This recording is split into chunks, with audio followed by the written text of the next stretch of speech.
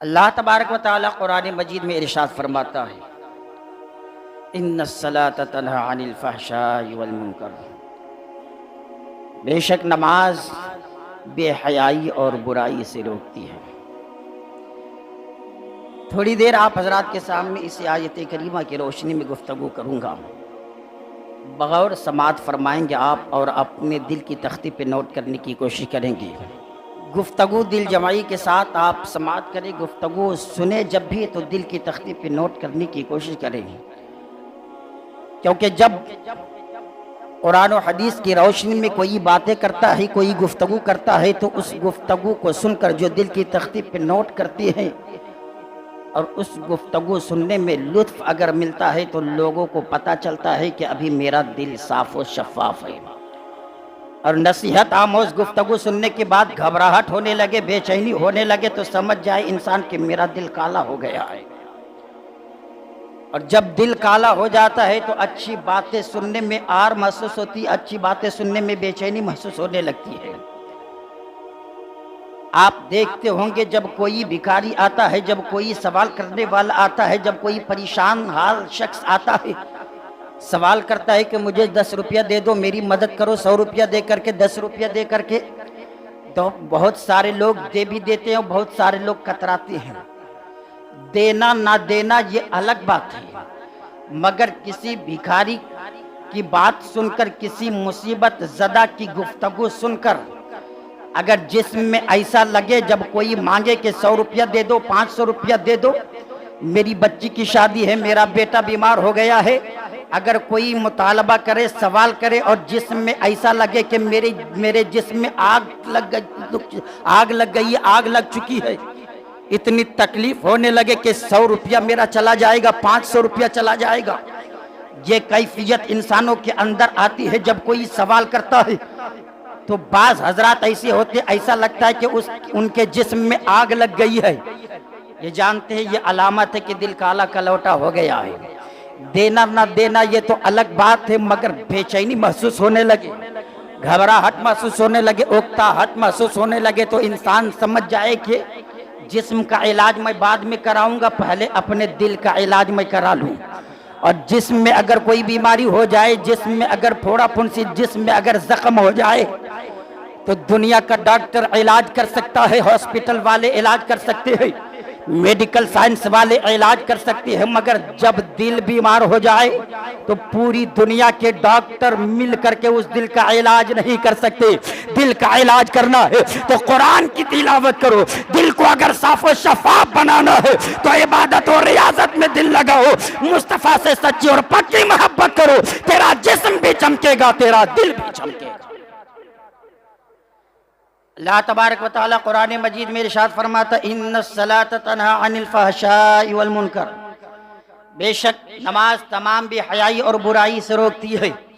सरवरे कायनात सल्लल्लाहु तआला अलैहि वसल्लम इरशाद फरमाते हैं, कुर्रतु ऐनी फिस्सलाह। मचल के बोले सुभान अल्लाह। मेरे आका सरवरे कायनात सल्लल्लाहु तआला अलैहि वसल्लम फरमाते हैं, नमाज में मेरी आंखों की ठंडक है, नमाज में मेरी आंखों की ठंडक है। ये कौन फरमा रही है? ये नबियों के नबी फरमा रही है, ये रसूलों के रसूल फरमा रही, ये दोनों आलम के मालिक व मुख्तार फरमा रही है। ये वो फरमा रहे जिनके सदके में पूरी कायनात बनी है। वो मेरे आका इरशाद फरमा रहे, कुर्रतु ऐनी फिस्सलाह। नमाज में मेरी आंखों की ठंडक, मेरी आंखों की ठंडक नमाज में है। अब एक सवाल पैदा होता है, या रसूल अल्लाह अलैहि सलाम, रोजा रखना भी इबादत है, हज करना भी इबादत है, ज़कात देना भी इबादत है, इबादतें तो बेशुमार है, मगर आपने सिर्फ ये क्यों कहा कि नमाज में मेरी आंखों की ठंडक है, मेरी आंखों की ठंडक नमाज में है? या रसूल अल्लाह, जबकि पता ये चलता है कि नमाज से कहीं ज्यादा इंसानों को रोजा रखने में तकलीफ होती है, नमाज से कहीं ज्यादा इंसानों को हज करने में तकलीफ होती है, नमाज से कहीं ज्यादा इंसानों को ज़कात देने में तकलीफ होती है, एक इंसान जब रोजा रखता है तो इस कदर तकलीफों का सामना करना पड़ता है। एक इंसान जब रोजा रखता है तो इस कदर मुसीबतों का सामना करना पड़ता है। प्यास की बेचैनी जब बढ़ती है, भूख की शिद्दत जब बढ़ती है, निगाहों के सामने खाना मौजूद है, निगाहों के सामने पानी मौजूद है, निगाहों के सामने फल फ्रूट मौजूद है, भूख से बेचैनो बेकरार है, माथे पे पसीना आ रहा है, मगर वो ठंडा पानी नहीं पी सकता, वो कुछ खा नहीं सकता, वो फल फ्रूट खा नहीं सकता। तो रोजे में तो बहुत ज्यादा तकलीफ होती है, बहुत ज्यादा परेशानियों का सामना करना पड़ता है। तो होना तो ये चाहिए कि आपकी आंखों की ठंडक रोजे में होनी चाहिए। नमाज से कहीं ज्यादा तो रोजे में तकलीफ होती है, और ज़कात में तो बहुत ज्यादा तकलीफ होती है। एक इंसान न जाने किस कदर मालों को इकट्ठा करने में न जाने कितनी तकलीफों का सामना करता है। पूरा साल इधर उधर मारा मारा फिरता है, तब जा करके कहीं 1-2 लाख रुपया जमा करता है। 1-2 लाख रुपया जमा करने में इंसानों को बहुत ज्यादा मुसीबतों का सामना करना पड़ता है, बहुत ज्यादा तकलीफों को बर्दाश्त करना पड़ता है, दिन भर मजदूरी करनी पड़ती है, न जाने कितने पसीने के कतरे बहाने पड़ते हैं, तब जा करके माल इकट्ठा होता है, तब जा करके बैंक बैलेंस कोई कर पाता है, तब जा करके प्रॉपर्टी बना पाता है। और ज़कात जब देनी पड़ती है तो अच्छे अच्छे को पसीना आ जाता है, अच्छे अच्छे लोग घबराने लगते हैं कि 2.5% मुझे उन लोगों को देना पड़ेगा जिनको मैं न जानता हूँ न पहचानता हूँ, जिनसे मेरा ताल्लुक कुछ भी नहीं है। आम इंसानों को, आम मुसलमानों को मुझे देना पड़ रहा है। ये 2.5% देने में बहुत ज्यादा तकलीफ होती है। तो होना तो ये चाहिए कि आपकी आंखों की ठंडक ज़कात में। तवज्जो, इंपॉर्टेंट गुफ्तगू, दिल की तख्ती पे नोट करेंगे तो मुझे उम्मीद है मैं जहां तक पहुंचाना चाहता हूं पहुंचा ले जाऊंगा। तवज्जो के साथ गुफ्तगू समाप्त फरमाएंगे। रोजे में बहुत ज्यादा तकलीफों का सामना करना पड़ता है, ज़कात में भी बहुत ज्यादा तकलीफों का सामना करना पड़ता है। आप देखे होंगे जब एक इंसान गरीब रहता है, माल दौलत के लिए न जाने कितनी दुआएं करता है, कभी इमाम से दुआएं करवाता है, कभी फला बाबा के पास जाता है, कभी फला पीर के पास जाता है। ये अलग बात है कि नमाज की पाबंदी नहीं करता, मगर पैसे के लिए, प्रॉपर्टी के लिए पीर का तलवा चाटना पड़े तो तलवा चाट लेता है इंसान। मगर वही पीर साहब, वही इमाम साहब अगर कह दे, अगर रोजी में बरकत चाहते हो, अगर मालदार होना चाहते हो, तो फजर के वक्त में उठो और फजर के वक्त में ये वजीफा पढ़ा करो। तो फौरन सवाल करता है कि दूसरा कोई वक्त हो तो बता दे, ये वक्त में नहीं उठ पाऊंगा, है ना। अगर कह दिया जाए कि फजर की सुन्नत के बाद सुबहानल्लाह व बिहम्दी, सुबहानल्लाहिल अज़ीम व बिहम्दी, अस्तगफिरुल्लाह, ये ऐसा वजीफा है। मेरे आका इरशाद फरमाते हैं कि फजर की सुन्नत के बाद, सूरज निकलने से पहले पहले, और फजर की सुन्नत के बाद अगर फर्ज पढ़ने से पहले पहले 100 मरतबा रोजाना जो भी कोई बंदा ये मोमिन पढ़ता है तो उसको, उसके नामाए आमाल में इतनी नेकियां लिखी जाती है कि उन नेकियों से जमीन और आसमान के दरमियान जो खाली जगह है वो तमाम जगह भर जाती है, और उसे बेशुमार मालो दौलत अता किए जाते हैं। आज अगर कह दिया जाए कि फजर के वक्त में ये वजीफा पढ़ा करो तो लोग कहने लगते हैं कि दूसरा वक्त बता दीजिए। और अगर डॉक्टर साहब कह दे कि फजर के वक्त नहीं, 3 ही बजे तुम्हें उठ करके 1 घंटा टहलना है, शुगर खत्म हो जाएगा, 1 घंटा टहलो सारे दर्द खत्म हो जाएंगे, तो वो 3 बजे नहीं 2:30 बजे से अपनी बीवी को उठाना शुरू कर देगा कि मुझे उठना है, टहलना है। औरत है तो वो भी अमल करती है, मर्द है तो वो भी अमल करते हैं, बूढ़े बच्चे सब अमल करते हैं। एक डॉक्टर अगर कह दे कि सुबह उठना है 4 बजे तो 3 ही बजे इंसान उठ जाता है। और दर्जनों खुतबा, दर्जनों उलमा, दर्जनों इमाम कह रहे हैं कि फजर की पाबंदी करो, चूंकि रोजी के 4 हिस्से हैं, 3 हिस्से फजर के वक्त तकसीम किए जाते हैं और 1 हिस्सा पूरा दिन भर फरिश्ता तकसीम करता है।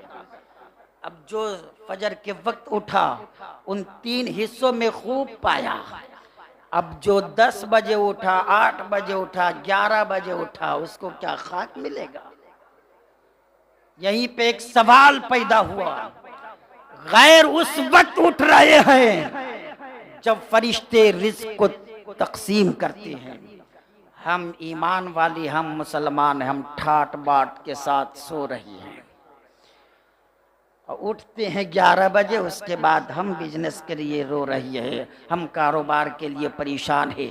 और हमारा वो पड़ोसी जो काफिर है, वो सुबह सुबह उठ करके कभी सब्जी मार्केट में जाता है, कभी अपनी दुकान को खोलता है, न जाने वो किस कदर रिस्क के लिए परेशान रहता है। और हम मुसलमान हैं, ईमान की दौलत हमारे पास है, ना हमारे बच्चों को फिक्र है, न बड़ों को फिक्र है, किसी को फिक्र नहीं, बिल्कुल ठाट बाट के साथ सो रहे हैं। उसके बाद हम शिकायत करते हैं कि हम गरीब होते जा रही है, वो मालदार हो रहा है, हम तरक्की नहीं कर पा रही है, वो तरक्की कर पा रहे, वो तरक्की दिन ब दिन करता जा रहा है। कैसे हमारी तरक्की होगी? हम सो करके 10 बजे उठ रही है, हमारे बच्चे सुबह सवेरे नहीं उठ रहे हैं, हमारे घर वाले नहीं उठ रहे हैं, तो खाक हमारी तरक्की होगी? ये दुनिया दारुल अमल है, यहाँ जो मेहनत करेगा वही कामयाब होगा। यहाँ ये नहीं देखा जाता कि कौन मुसलमान है कौन काफिर है। जमीन में गेहूं अगर काफिर बोएगा तो जमीन ये नहीं कहती तू अल्लाह वाला नहीं है, हम सब्जा नहीं उगाएंगे, हम गेहूं की खेती नहीं होने देंगे, बल्कि जमीन यही कहती है तू जो बोएगा वही पाएगा। काफिर बोएगा तो वो पाएगा, मुसलमान बोएगा तो वो पाएगा। ये दुनिया दारुल अमल है, या जो मेहनत करेगा वही फल काटेगा, जो मेहनत करेगा वही कामयाब होगा। बहरहाल तो ज़कात में भी तकलीफ होती है, रोज़ा रखने में भी तकलीफ होती है, और हज की तकलीफ है। अल्लाह अल्लाह पूछिए उन हुज्जाज कराम से जो हज करने के लिए जाती हैं।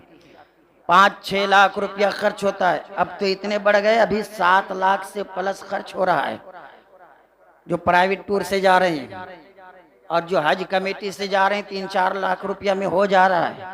मगर इतनी तकलीफ होती है कि हज कमेटी से जितने लोग जाते हैं उसमें अक्सर व बेशतर रोते हुए आते हैं। प्राइवेट टूर से जो जाते हैं 7 लाख से प्लस खर्च हो रहा है। दुआ फरमा इस साल मैं भी हज में जाने वाला हूँ इंशाअल्लाह, अगर अल्लाह तबारक व तआला फजल फरमाएगा तो। आप हजरात दुआ फरमाए कि इसी उम्र में उम्रा हुआ कई बार, तो हज भी इसी उम्र में हो जाए, क्योंकि बुढ़ापे की इबादतों पे कई गुना भारी है जवानी की इबादत। उन इबादतों पे जवानी की इबादत भारी है। जब हाथ काम करना बंद कर दे, जब पैर काम करना बंद कर दे, जब कमर जवाब दे दे, जब आंख की रोशनी जवाब दे दे, जब मुंह के दांत जवाब दे दे, जबान जवाब दे दे, उस वक्त इबादतों पे जवानी की इबादत भारी है। तो अल्लाह तबारक व तआला की बारगाह में दुआ करता हूँ, ऐ पाक परवरदिगार आलम तमाम जवानों को इसी वक्त खूब इबादत और रियाजत करने की तौफीक अता फरमा, खुलूस लिल्लाहियत के साथ इबादत और रियाजत करने की तौफीक अता फरमा। रोजा में भी तकलीफ होती है, ज़कात में भी तकलीफ होती है, हज में भी बहुत सारी तकलीफों का सामना करना पड़ता है, मगर सरवरे कायनात सल्लल्लाहु तआला अलैहि वसल्लम ने ये नहीं फरमाया कि मेरी आंखों की ठंडक रोजे में है, मेरी आंखों की ठंडक हज में है, मेरी आंखों की ठंडक ज़कात में है, बल्कि मुस्तफ़ा ने फरमाया तो ये फरमाया कि मेरी आंखों की ठंडक नमाज में है। या रसूल अल्लाह, आखिर वजह क्या है? तो जब मैंने वजह को गौर फिक्र, जब मैं वजह को देखना शुरू किया, जब मैं राज को जानने की कोशिश किया, तो एक नहीं कई राज खुल करके निगाहों के सामने आए। मुस्तफ़ा की हदीस को जब मैंने पढ़ा तो बहुत सारी हिकमतें मुझे देखने को मिली, बहुत सारे राज का इंकिशाफ हुआ कि सरवरे कायनात सल्लल्लाहु तआला अलैहि वसल्लम ने नमाज में फरमाया है कि मेरी आंखों की ठंडक नमाज में है, रोजे में नहीं फरमाया, हज में नहीं फरमाया, ज़कात में नहीं फरमाया। क्यों? उसके बहुत सारे वजूहात है, उन्हीं वजूहात में से एक वजह यह है, अगर मुस्तफ़ा कह देते कि मेरी आंखों की ठंडक रोजे में है, तो रोजा हर इंसान हमेशा नहीं रखता है, साल में 1 महीना रोजा रखते हैं, और कोई तो बाज हजरात जो है कभी कभी रोजा रख लेते हैं। तो अगर मुस्तफ़ा फरमा देते कि मेरी आंखों की ठंडक रोजे में है, तो साल में 1 मर्तबा ये अमल लोग करते हैं। इसलिए मेरे आका ने नहीं फरमाया कि रोजे में मेरी आंखों की ठंडक है। अगर हज में फरमा देते तो साल में 1 मर्तबा हज किया जाता है। अगर मुस्तफ़ा कह देते कि ज़कात में मेरी आंखों की ठंडक है, तो साल में 1 मर्तबा लोग ज़कात देते हैं। नमाज में आपने फरमाया कि मेरी आंखों की ठंडक नमाज में है, और नमाज ऐसी इबादत है पूरी दुनिया के चप्पे चप्पे का जायजा लिया जाए, दुनिया के कोने कोने का जायजा लिया जाए, पूरी दुनिया का सर्वे किया जाए, पूरे मुल्क के वक्त को देखा जाए, तो नमाज एक ऐसी इबादत है कि दुनिया में हर सेकंड कहीं ना कहीं नमाज होती रहती है। पूरी दुनिया में अगर देखा जाए, अभी हम यहाँ गुफ्तगू कर रहे हैं, कहीं पे नमाज हो रही होगी, अभी हम यहाँ तकरीर कर रहे हैं, कहीं नमाज हो रही होगी। हर सेकंड हर मिनट कोई ना कोई मुल्क में लोग नमाज अदा करते हैं। अभी हम यहाँ जुमे की नमाज अदा करने के लिए भी इकट्ठा हुए हैं, कहीं यही इसी दुनिया में कहीं और लोग होंगे जहाँ कोई असर की नमाज पढ़ रहा होगा, कोई असर की नमाज के लिए इकट्ठा हो रहे होंगे, कहीं आजान हो रही होगी। आजान और नमाज एक ऐसी चीज है, कोई सेकंड नहीं जिसमें आजान ना होती हो, कोई सेकंड नहीं जिसमें नमाज ना होती। ये सर्वे करके आप देख ले, मोबाइल के जरिए से सर्च करके देख ले। जैसे ही हम ये समझते हैं कि हम यहाँ सिर्फ अजान देते हैं, नमाज पढ़ते हैं, मगर पूरी दुनिया में जो घड़ी का सिस्टम है, जो वक्त का सिस्टम है, उसका अगर मुताला किया जाए तो पता यही चलता है, एक जगह का मुअज्जिन अभी अजान खत्म भी नहीं करता, दूसरी जगह का मुअज्जिन अजान शुरू कर देता है। एक मुल्क में लाखों लोग नमाज खत्म भी नहीं करते, दूसरी जगह नमाज शुरू हो जाती। तो नमाज एक ऐसी इबादत जो कभी रुकती नहीं, कभी लोग इसको मौकूफ नहीं करते। हर जगह पूरी दुनिया में हर मिनट हर सेकंड कहीं ना कहीं नमाज होती रहती है। यही वजह है कि मेरे आका ने फरमाया कुर्रतु ऐनी फी सलाह, मेरी आंखों की ठंडक नमाज में।